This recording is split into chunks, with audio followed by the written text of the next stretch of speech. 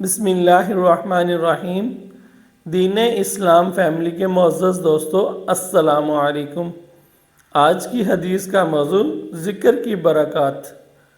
رسول اللہ صلی اللہ علیہ وسلم نے ارشاد فرمایا، جب بھی اور جہاں بھی بیٹھ کے کچھ بندگان خدا اللہ کا ذکر کرتے ہیں تو لازمی طور پر فرشتے ہر طرف سے ان کے گرد جمع ہو جاتے ہیں اور ان کو گھیر لیتے ہیں، اور رحمت الہی ان پر چھا جاتی ہے اور ان کو اپنے سائے میں لے لیتی ہے، اور ان پر سکینہ کی کیفیت نازل ہوتی ہے، اور اللہ اپنے ملائکہ مقربین میں ان کا ذکر فرماتے ہیں۔